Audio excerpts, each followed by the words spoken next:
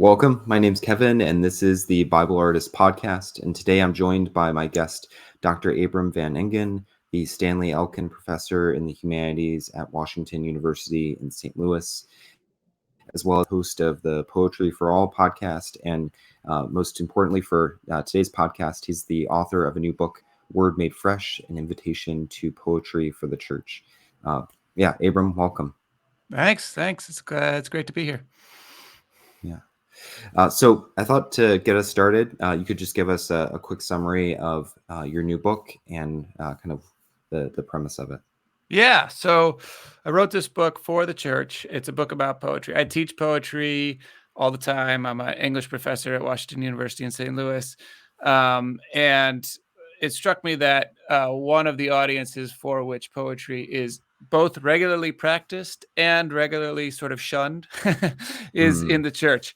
And so I wanted to write a book about poetry, both how to read it and why to read it, that was specifically for a church audience. And it also comes out of the fact that for a decade or so now, at a lot of different churches in all the different places I've lived, I've taught poetry to adult audiences and in education hours on Sunday mornings. And it's been really fun to do that and to open up the ways that Scripture invites us into poetry of all kinds by all sorts. Oh, that's really interesting. I would love to be at one of those churches. To have that as kind of part of the options of things that you can do to grow. That's really cool. So eventually we'll kind of circle back into kind of the broader topic of your book. But since, the podcast here is focused on Bible art and adaptation and things like that, I thought we could start by kind of drawing that connection specifically. So, I'm curious, what do you think we can learn from the fact that poetry is, very prominent in Scripture? There's so much poetry in it. Yeah, I mean, I think it's worth noting, first of all, that it is so prominent in Scripture. I mean, I think sometimes people think, oh, there's the Psalms and that's about it. But actually, by a conservative estimate, a third of the Old Testament is written in poetry or verse. And then it appears all over the New Testament too, right? So Paul falls into a doxology, right? Or you think of these various places, the Magnificat, the songs that are written in to the Gospels. Even, I think this moment is particularly noteworthy in the Gospel of Matthew when Jesus dies on the cross. His last words are, my God, why have you forsaken me? We know that that's Psalm 22. We know that he's beginning to recite that psalm. That's a poem, right? So Jesus dies with a poem on his lips. And we might think about what that does to the art of poetry, how we might want to think about the art of poetry, why it's so central to Scripture, why it's the thing that Jesus turns to at the very end. And so there's all kinds of ways in which the presence of poetry in Scripture might open us up to the possibilities of poetry more generally, but also might shift the way we think about Scripture itself. I'm curious there, when you say how it might shift the way that we think of Scripture itself, could you expand on that? Yeah. Well, poetry is a good art for both describing and producing experiences. It's not a very good genre for describing or producing answers. And so when we go to poetry to get doctrine, we're actually sort of transforming that genre into a different kind of genre. We have lots of good genres for doctrine, and doctrine is important. I mean, that's really, really central. But if we go to the Psalms in order to just get attributes of God or principles of God or doctrine out of the Psalms, then we're actually sort of misreading what the Psalms are doing. What the Psalms are doing, what Ecclesiastes, Lamentations are doing, what huge passages of Job are doing, they are basically experiencing and producing the experience of communion with God in all of its varieties. And so what poetry is really about is the experience produced by the reading and reciting and living in the poem itself. So yes, you could take lessons from these things. Yes, you can understand them. But in order to basically get the experience of poetry, you've got to go actually read it again, which is why I think one of the reasons why monks for centuries now have gone through all 150 Psalms every week of the year, because it isn't about understanding them. It's not like they're trying to get Mm, a new level of depth of their understanding. It's just that you have to re-experience them and the full mm, range of emotions that they produce. So poetry is one way to bring our whole selves to God, and the Psalms and all the various poetic verses of Scripture are doing just that. mm. Oh, that's a really great way of putting it. Yeah, and that's a good point as far as like how yeah, just that genre of poetry within scripture offers us like a unique element that we can't get necessarily from just reading narrative or just reading epistles. Yeah, Yeah. it produces that kind of unique experience. Um, so in addition to there being a lot of poetry in scripture, like you said, there's also like scripture that is in poetry, like biblical Yeah. stories or characters that All the show up. time. Yeah. Yeah. Do you have any like favorites or like, poetic renditions of biblical Yeah. stories or characters? I do. I mean, there are tons, right? So you Hmm. can go, and in my book, Word Made Fresh, I have a lot of examples of these people taking one verse of scripture, turning it into a Mm, longer poem. I love the poem "Who the Meek Are Not" by Mary mm, Carr, which is about the definition of the word meek in the Beatitudes and what we mm, really need to think about when we think about that word, and mm, how it would recast our vision of what he's saying in the Beatitudes. mm, I also love, so you know the story of the Legion and Matthew 8:28-34. Jesus casts out the mhm, demons. They go into the pigs run over the cliff and all die. And the people come from the town and say, this isn't good. This is mm, bad, right? I mean, you might have saved this guy, but we lost 2,000 pigs or whatever. So could you please go away? And I'll just read this for you because I think this is mm. incredible. Richard Yeah. Wilbur was one Yes. of the best poets of the last century. He was a Christian Mm, poet, um, and he was a translator. He was everything. Richard Wilbur, and he was mm, amazing. And he's got a poem called Matthew 8:28. And mm, this is how he puts it to kind of get you back into that story and understand what's going on there. mm, Rabbi, we Gadarenes are not ascetics. We are mm, fond of wealth and possessions. Love, as you call it, we obviate by means of the planned release of aggressions. We have deep faith in prosperity. Soon, it is hoped, we will reach our full potential. In the light of our gross product, the practice of charity is palpably inessential. It is true that we go insane, that for no good reason we are possessed by devils, that we suffer despite the amenities which obtain at all but the lowest levels. We shall not, however, resign our trust in the high heaped table and the full trough. If you cannot cure us without destroying our swine, we had rather you shoved off. oh, So wow. it gives you a completely different version of that story and of what's going on Mm, in that story. And there are other. Lucille Clifton has a whole series, 16 tiny poems called Some Jesus, that kind of mm, walks from Adam all the way through Easter.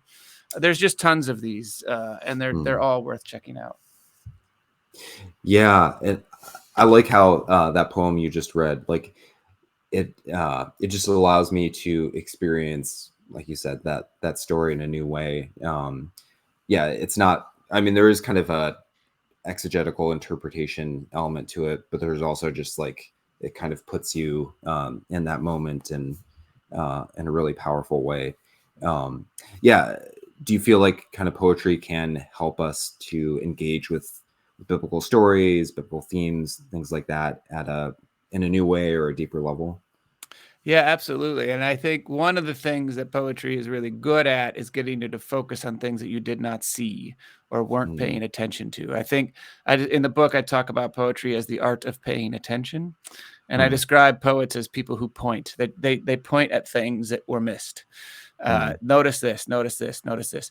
There's a, a poem by Scott Cairns called The More Earnest Prayer of Christ, where he mm, dives into Jesus praying in Gethsemane, and particular words become super important and get spun out into a whole poem, mm, which are basically like a short meditation, reflection, and experience of that verse from a whole different point of view. And so I think what poetry is really good at is giving you different angles in order to re-experience mm, and made fresh the Bible stories that you've always known, and in which you've kind of missed things. I mean, in that one way, I think it's sort of like the weekly sermon, which very often is not about revealing new insights. It's about reminding us in a fresh way of things that we have forgotten. But the other thing I would say about poetry is that it reminds us that Scripture itself is filled with both form and craft. That the writers of Scripture are dealing with forms that they have inherited that are cultural and historical, but which can be bent and used towards particular ends of praise, worship, lamentation, whatever it might be. And so it helps us to understand the genres of Scripture and the function of those genres much differently. Yeah, it invites you to kind of be more self-aware. You're not just getting like a transcript of the things that went on, but they're, the authors are trying to call attention to certain details. They're trying to use different literary techniques, symbolism, things like that. Yeah, that's a really good point. One of my favorite kind of poetic renditions of a biblical moment, back in undergrad, I was an English major, and I got to do the Dream of the Rood in Old English, and that was kind of a fun, like, so it like kind of transforms the Jesus on the cross to like an old English like warrior, and I feel like poetry can also kind of like transform things, but in a way that like just gives you kind of insight into the original thing, or helps kind of make it fresh for a new audience too. Well, even just think about the way hymns work. I mean, this is why I say church is one of those places where poetry is actually regularly practiced, even if people don't recognize it. The singing of hymns, the reading of Scripture. If you want to know where poetry is alive and well, just go to church every week and you will find it. But hymns are poetry that is not Scripture, but is pointing back to Scripture, helping us into it, helping us see it in a different way, and helping us live it in the singing of the hymn. And that's very much what poetry is doing, especially poetry that's reimagining or taking a new angle on Scripture itself. Yeah, that's a really good point. Yeah, I feel like it's really easy probably for Christians to, there's probably some Christians who think like, oh, I hardly ever read poetry, but every Sunday they're probably singing hymns and other, maybe reciting psalms in their church, or even like kind of liturgical elements and things like that. So absolutely. Really good point. But your book isn't just calling Christians to engage with poetry that is like explicitly about the Bible or explicitly theological. You're also kind of advocating for Christians to engage with poetry that's like broader, a range of material, not necessarily by Christian authors or anything like that. So what is kind of the value of kind of reading a broader range of poetic material? Well, if God is true, he's true everywhere. And that means, the poetry that has been practiced in all of human history in every culture has elements in it that are going to be able to instruct us about the nature and glory of God. And that is true whether the person practicing poetry is a Christian or not a Christian, is a believer or an atheist or whatever they might be. There are always new things to learn about God and God's world from all the poetry in front of us. And I think that it's important to recognize that God has made poetry so much an essential part of the human experience that it has been with us from the very beginning. And you can't find a culture or a history without it, right? So what is it about poetry that is so essential to human nature that everyone practices it in some form in every culture? And that in itself might get us to start reading it and thinking about what it reveals about the nature and glory of God. But I also have in the book various instances and examples of poets who are not Christian, some of whom are explicitly atheist, who have been really instructive for me, have helped my own devotions, have helped me rethink what it is church is doing and why it's important. There's a poem, one of my favorite poems of all time is by Philip Larkin, who is an outright atheist. And he's got a poem called Church Going, in which he stops in a mm, church like a museum, and he thinks about the history and nature of churches and why they've all been turned into museums in Britain.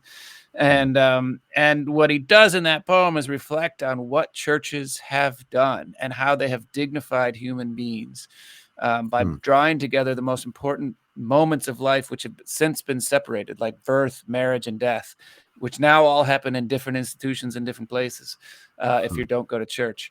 And he recognizes that church is a place where people go when they are hungry for the serious, when they're hungry to have life dignified. And mm, even though he doesn't believe in it, he sees why it's important. That's a poem for me that has been super important, just to think about what church is and why it's so important to go. mm.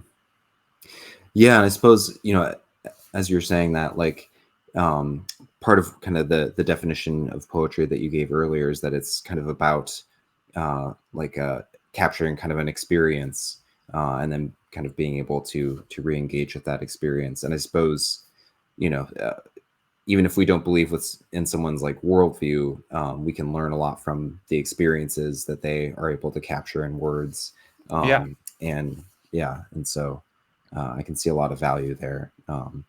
That's really cool about like, I'm gonna have to go search out that poem that you. Oh, Well, it's what's it called fantastic. again? Church Going by Philip Larkin. Church going. And the first line of the last stanza, it's 9 stanzas long, is "A serious house on serious earth it is." And Mm, he's talking about what church is and why it gathered people for so long. Even though he thinks it's going to go into ruin, he thinks that what it stood for will never be obsolete. mm. Oh, that's really good. So I'm already a fan of poetry, but at the same time, like I know that there are people out there who like can be skeptical of poetry. Maybe they had a bad experience in high school or something Yeah. like that, or they think it's too opaque or too esoteric. So if people have had that kind of experience or are a little unsure of poetry, what would kind of be your word for them? Yeah. Well, if they're listening to this and they're a full grown adult who's out of school, then it's very easy. You get to try other poems. Mm, Because I think when people don't like poetry, they don't like the poetry that has been fed to them. And they don't like necessarily the poetry they've been told is important. And that is totally fine. Like, you don't have to like it. mm, There are so many poets writing in so mm, many different ways and so many different kinds of poetry. There's difficult poetry, there's easy poetry, there's poetry that's in just really plain English, there's poetry that rhymes, there's poetry in various forms like a sonnet or a sestina, there's poetry in free verse or free form. There's poetry of all kinds about every single topic. And so the promise I make in the book, and I kind of walk you through how to do this, is that if you read and set down the poems you don't like and keep mm, moving, you will stumble into poems that astound you and that you do mm, like. You could start, for example, with the hymns that you like, but there's poetry much beyond that that you will find and that you will like, and those are the poems where you want to begin. So, in other words, mm, the way to get started on poetry is to allow yourself the freedom to dislike it, mm, because you don't have to have a kind of mystical experience with every poem. Nobody does. There's plenty of poems, like, even if you've been told this person is super great, they're one of the great masters of poetry, and you read it and you're like, I don't know what's going on here and I don't like it. That's fine. There's mm, lots of other poems. It just doesn't do it for you. So mm, that's the place to get started. And I give lots of tips in the book on how to get started reading and finding the poems that you actually do like and do something for you. mm. Yeah, that's a really good point. Like, if you're an adult, like, just like, you can pick up and try different types of novels. And like, I'm probably not gonna go read like a romance or something, but I know like the genres that I will Yeah. tend to enjoy. Like Yeah. with poetry, there's Poetry lots of has the different same genres. thing, range of Yeah. genres, range of kinds. Um, you don't have to like it all. There's no Yeah. reason to like it all. Find the ones that you do like and start from there. Mm. Um, I'm curious, like, so I've got a couple of younger girls. Do you have any suggestions for either parents who want to introduce their kids to poetry, or or also just like teachers, like how we can kind of share poetry with younger generations in a way that makes it feel kind of welcoming and not like a chore or like a something that they have to be Yeah. force fed. Yeah, I mean, well, of course, there are the children's poets like Shel Silverstein, Jack Prelutsky. There's a great old book called Pink Lemonade, Mm, and there's just tons of these books out there. But the other thing is that if you mm, read children's books to kids, what you'll notice is that many of them rhyme, some of them poorly, but whatever, or they have meter. Some of them, again, quite poorly. But they're basically picking up on the fact that children inherently like poetry. They like mm, rhythm, they like meter, they like rhyme. They gravitate towards it. So even a book about trucks will end up having meters and rhymes, or like Steam Train, Dream Train. That is an awesome kids book that is basically a very long poem about trains and the mm, various cars that the kinds of cars that go into a train. I love that book. It has mm, good rhymes and good meter, unlike a lot of mm, children's books, and it's a poem. It's a poem all the way through. People don't think of it as a poem; they think of it as a mhm, children's book, but it's a poem. And so actually kids start with poetry and have to kind of mhm, unlearn it or learn that it's mm, bad or get taught that mm, it's difficult or something like that. They actually start with poetry. They start by loving it. And all you have to do mm, is keep it going. mm. Is there anything you think that we do that does teach kids like to not like poetry or to see it as like difficult or bad? Like, Well, one thing is I think we fail to recognize how much poetry we actually encounter. So one mm, is children's books are actually a lot of them poetry, and we don't call yep. it that. So Mm, everything that we call poetry are the things that we don't like, and everything we like we call mm, something else. We call it a song or song lyrics or children's books or something we that we like, and then if we don't like mm, it, we call it poetry. So or hymns, right, or whatever. So mm, uh actually recognizing how much poetry we already encounter will help people mm, recognize that poetry is a thing that they actually do like. And actually, if you mm. include song lyrics as poetry, which I do, Oh. then tons of people have tons of poems already memorized. And they can recite them to you Mm, if you ask. So I think that's one thing. mm, And then, of course, there's the question of what happens in school and high school and so on and so forth. And there, I think it's very difficult. And I don't want to weigh in on this because I'm not a high school teacher and it's a difficult job and they have their job to do. Sometimes you get bad teaching of poetry that's like, figure out what this really means and write an essay about it, which is a lot of what I talk about in my book is not approaching poetry that way. mm, Um, um, but I would also say that high school teachers have the difficult task of needing to cover certain canonical famous poets who they mm, recognize students may or may not like, right? So you kind of have to read T.S. Eliot at some point, even if students are like, I don't know what this guy's talking about. So, and so the school has this burden of mm, introducing students to some of the famous poets who sometimes it's hard to get into without already being into poetry. mm, And I think, a lot of what my book is talking about is getting past that and finding mm, the poems that you already like and asking what you like about them and how to move on from there. mm. Well, so yeah, say someone is interested in poetry and they do want to just kind of get into it a little bit more. You've already said that your book has some different tips and things like that. Could you give us like a little taste of any other tips that you have for starting Yeah. to engage with poetry, Yeah. I mean, kind of again, as a practice? the first tip is the freedom to not like it. The second tip is Mm, um, that poetry is short, oftentimes short.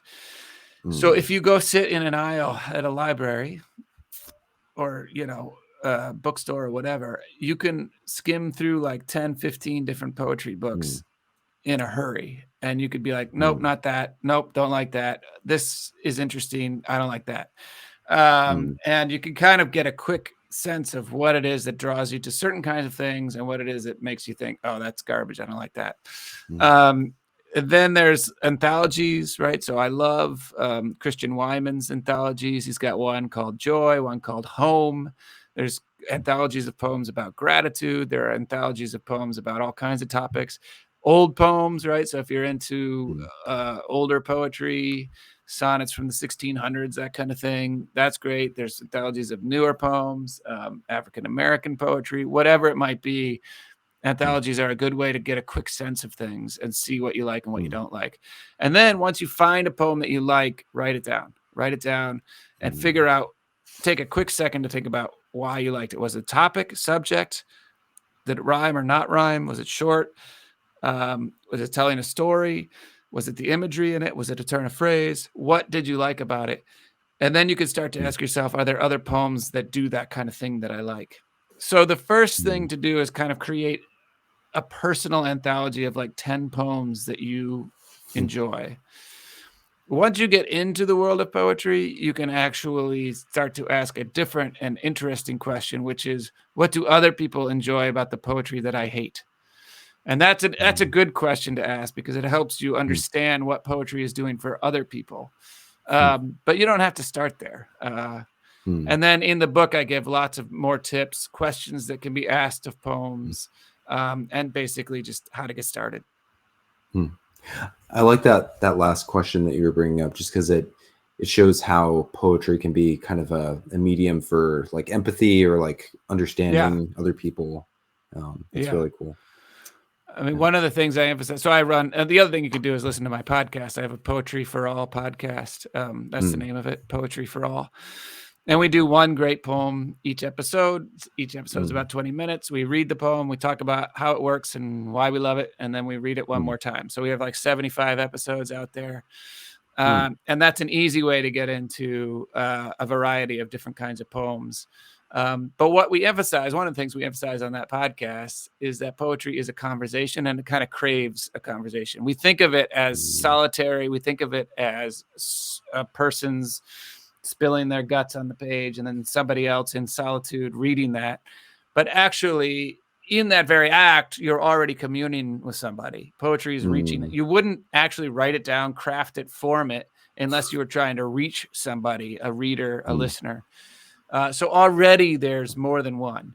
And then if two people read the same poem and talk about it, you automatically see much more that's going on and how you might experience it than if you did it by yourselves. So actually, poetry is all about creating, sustaining, and producing community and conversation. Well, kind of speaking to that, do you feel like there are ways that churches or other, families, other communal institutions can be promoting poetry or using poetry as kind of a means of producing relationships? Well, I think there's tons of amazing devotional poems that could be incorporated into services. I mean, you think about the poetry of George Herbert, for example, on Love 3, for example, which is a poem that I think could be read before a communion anywhere, everywhere, all the time. It's just the most amazing poem. So I do think there are ways you could actually just incorporate it into worship services, depending upon the poetry, the poem. I also say that in relation to my book, the book itself has a discussion guide and study guide to get groups started on poetry and to get thinking together about the poems that people have encountered and what they do with it and so on and so forth. So Word Made Fresh at the end has a way to already run a study group or a guide or a discussion group for poetry at a church or a small group or whatever. I'm curious, you mentioned that you do like a class in your church. What does that look like? Like, do you do like a poem every week, or like what's kind of your approach with?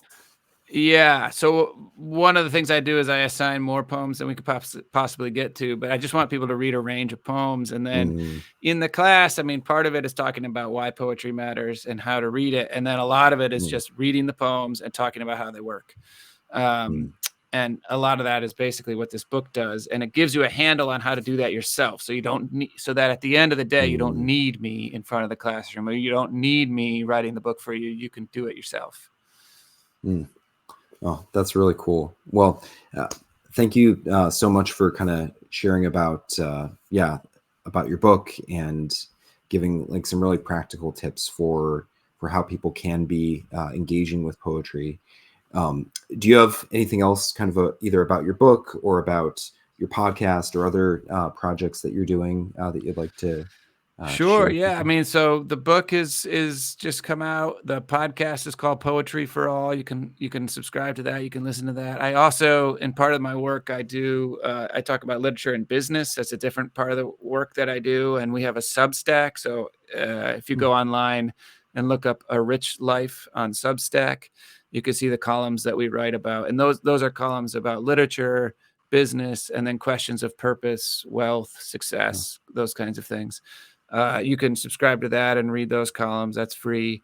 And then, yeah, I've got other kinds of work on poetry. I run a Christian nonprofit that connects university and churches called the Carver Project, and we also have some digital classrooms. And one I've done is on poetry. So there's a poetry class online through the Carver Project that I've done, meant for churches and stuff too. So that's freely available too.